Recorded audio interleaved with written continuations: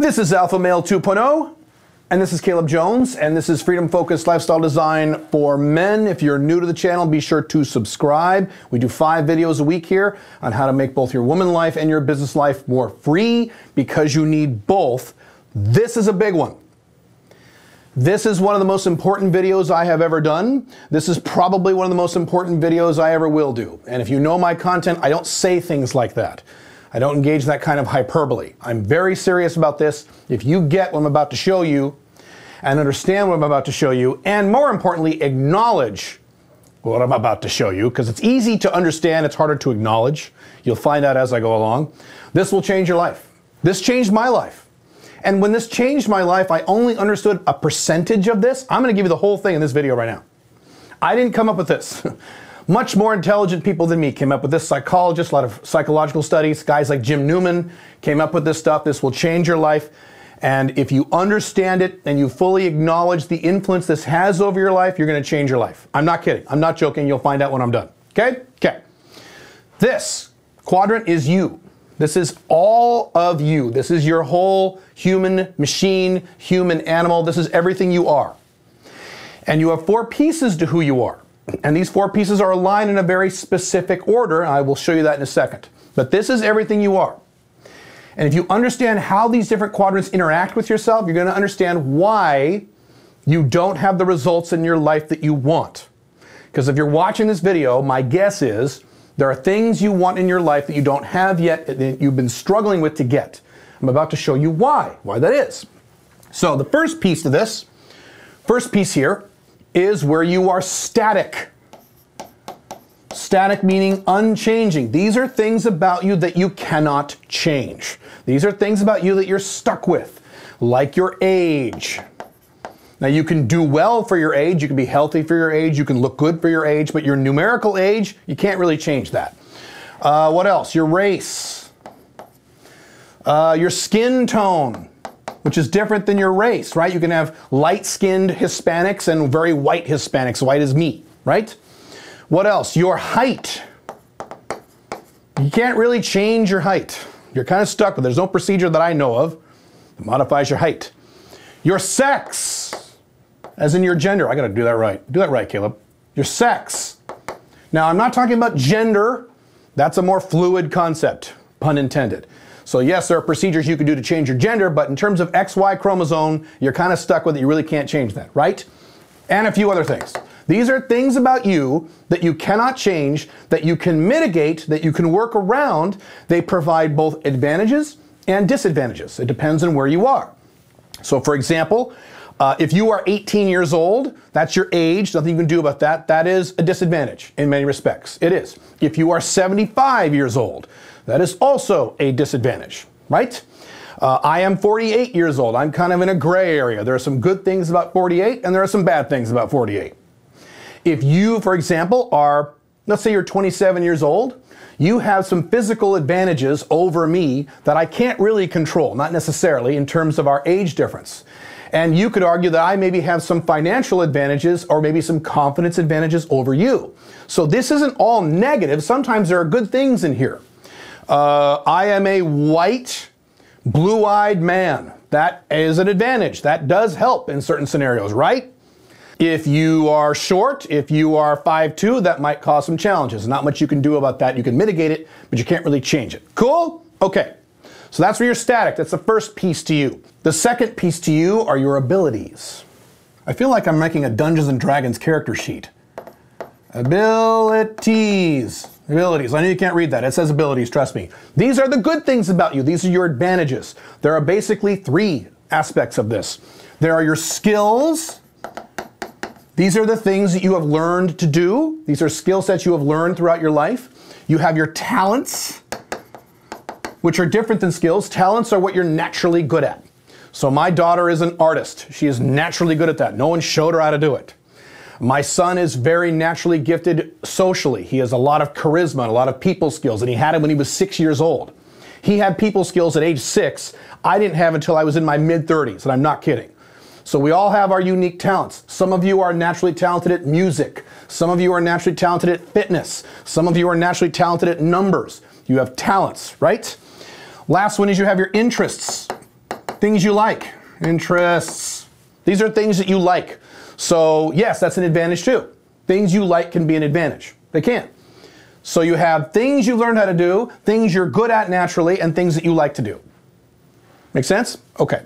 Next aspect is your motivation. This is how strongly you want to change your condition. You are in a current condition, you want to change the condition to something better, and motivation is how much you want that, how badly you want that on a scale from 1 to 10. So if you have a high level of motivation, you're very motivated. Duh. If you have a low level of motivation, you are what we call comfortable. You're too comfortable. That's not happy. Comfortable does not mean happy. It means you're comfortable. It's fine, no big deal. If you have negative motivation, you are depressed. And you probably need to go see a therapist because something's wrong with you. Okay? That's motivation. Now, last piece to you are your emotions. All of your emotional makeup in both your conscious and subconscious mind dating back to all the way when you were born. From your societal programming, from your obsolete biological wiring, from your parents, from your experiences, from your culture, from your religion, from everything else. I talk about societal programming a lot in The Unchained Man. Emotions. Now, if you have an area of your life where you don't have the results you want, especially if it's an area that you've wanted results in, but you've struggled, where is the problem? Where is the issue? The problem, and the most important area to focus on, is right here. Emotions. People think, especially men, think that the problem is here. They think the problem is here when in fact the problem is here. Now let me explain how this works. You want to visualize a river, a flow of water, or some kind of an energy flow. Let's call it water. Let's call it a river, right? The river starts here, okay? And it flows this way. Emotions empower motivation. Then the river flows this way, and your motivation moves you to improve and or utilize your skills, talents, and interests. You with me so far? Then lastly, the river moves this way into the things that you cannot change, to mitigate the things that you can't change. So the objective on all four of these is, in terms of your static areas, your job is to mitigate. You can't fix these things, but you can minimize the damage of these things. If you are 5'5", you can buy elevator shoes, and you can add an inch or two to your height, right? If you are of the incorrect race of your country that you think is incorrect, you can lose weight, or you can work on your confidence, work on your people skills, things like that. There are things you can do. Now, will these fix the problem? No, they will not fix. You can't fix any of this. All you can do is mitigate it, okay? On abilities, your job is to increase these. Increase, that says increase, trust me. Increase your abilities. Same thing with motivation, increase. That says increase, trust me. My handwriting's great, I know. You want to increase your skill set, you want to increase your motivations. Your emotions, you want to fix them because they're fucked up. If you have something in your life that you badly want and you've wanted it for a long time and you haven't taken action on it, or you've taken action and you failed, the problem isn't here. The problem isn't here. The problem isn't even here. You think it's one of these, it's there. Your emotions are screwed up. Guys will try to assume that the problem is here. For example, I personally know several guys who are Asian who live in the United States and get laid a lot with super hot chicks, including white girls. These aren't guys I've heard of on the internet. These are men I personally know. I will get an email or emails from guys who say, hey Caleb, I'm Asian, so I guess I have to move out of the United States in order to get laid, right? Because no white girl would ever fuck an Asian guy. Where does he think the problem is? The problem is here. He's wrong. The problem is here. His emotions are fucked up. His emotions are so screwed up, they are changing the way in which he views the objective world. So his problem isn't here, his problem is here. I'll give you the opposite scenario. I've got guys who actually wrote into me and said things like, hey Caleb, I'm a white guy and I really want to fuck an Asian girl, so I guess I got to pay a hooker, right? Because Asian girls don't hook up with white guys. Yeah, I get emails like this. Again, where's the problem? He thinks the problem is here. He thinks the problem's with his race. It's not. The Problem is here. Now, does that mean the problem he's mentioning doesn't exist? Does that mean it's just as easy for a black guy to hook up with a white girl, or an Asian guy to hook up with a white girl, as a white guy hooking up with a white girl? No. No, it's not just as easy. But that's not the showstopper problem. The showstopper problem is here. These present problems, but this is the showstopper. You know what showstopper means? That is the one thing that actually stops you from getting that result. Okay? There are guys on the internet who are completely focused on things like SMV, SMV, SMV. It's all about SMV, Caleb. Again, I personally know guys who are not good looking, do not have ripped muscles, and have no money. Matter of fact, 2 of them were virtually homeless, living on friends' couches, who had sex with numerous hot girls. So these guys who say, I gotta buy a Lamborghini in order to get laid, I gotta get 6-pack abs in order to get laid, where do they think the problem is? They think the problem is here, or here. Sometimes here. The problem is here. That's where you need to work on. It starts here. The way this works is that there is a dam right here. And you might think that, well, if I'm really motivated to do something, then I'll take action on it. That's not correct. You can be very, very motivated on something, really want something badly, but still take no action because your emotions are not allowing the energy flow to go from the emotions to the motivation. Does that make sense? Other guys think that success is all about this. It's all about this. It's all about skills, skills, skills. Caleb, I want to start a business, but I have no skills. I don't know anything. That's not the case. How many skills do you think I had when I was 18 years old, living alone, barely able to pay my bills? You think I had a lot of skills? No. Motivation. Do you think that I said, okay, I'm going to learn a bunch of skills, then I'm going to get motivated? No, that's not how it works. I had emotions. I grew up in an environment where it was very financially strapped and I was a small child and I fucking hated it. So I had the emotions that drove the motivation. I said, I want to make a lot of money, period, end of story, and I want to do it fast. I don't want to go to college and wait 30 years. I want it now in my 20s. And the reason this worked for me is because I had enough emotional congruence to get to the point where my emotions allowed me to take action on the motivation. Again, it starts here, then it goes here, then it goes here, and maybe it ends up here, maybe. That's how this works. The thing that is stopping you, here's the point, the thing that is stopping you from taking the action to get the results you want in your life is not here. It is not your race. Well, I'm from India. No, that's not the problem. The problem is not that you're from India. It's not. Do you think white girls don't like you because racially you're an Indian? No. The reason you're having problems is your parents and your culture fucked you up when you were a small child regarding women and dating and sex. It's not that you're racially Indian. The problem is here, not here. It's not. How did I go from divorced beta male dad in 2007 to within 2 years, a guru-level dating expert with online dating? How did I do that? Did I do that because I was really good at women in 2007 when I got divorced? I didn't know shit about women. I didn't know anything about dating. You kidding? What an embarrassment. I was a fucking embarrassment. I didn't know shit. Was it because I was really good looking? Am I really, really good looking? Yeah, no. I'm not bad, but I'm not good looking. So wasn't this? Was it because I was really motivated? Now, yes. However, what would have happened if I was motivated without the motion supporting me? You're right. I was motivated. I said, I have got to learn how to figure out how to be with attractive women who are really hot without having to pay them. I know for a fact, this is what I told myself back then. I know for a fact that just having sex with average looking women is not going to make me happy long term. I've got to figure out how to have sex with really attractive women without having to give them any money. And I knew for a fact that monogamy would not make me happy long term. Maybe for a while, maybe for 6 months or a year or two, but eventually there'd be a breakup or cheating, what have you. I had to figure out how to make non-monogamy work. I had to figure out how to date multiple women all at the same time. They all knew I was dating other women. They're all hot and they stayed with me anyway. I had to figure that out. So that was my motivation.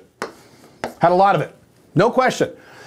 But let's say my emotions was not congruent with that motivation. Let's say I was just as motivated to do that, except my emotions said, well, I'm a Christian and I'm a man of God and Jesus wouldn't approve if I was dating multiple women, so I can't do that. That would be, I'd have a problem, wouldn't I? What if I was an angry, needy alpha male 1.0? And I said, date multiple women? Well, what if they fuck another guy? I'm not a fucking cuck. Well, fuck that. Fuck that shit. I'm going to bang all these girls and they're only going to bang me. And I'm going to make sure they do that by arguing with them and fighting them and having conflict and pain and chaos for the rest of my life, because then I can go on the internet and brag that I'm not a cuck.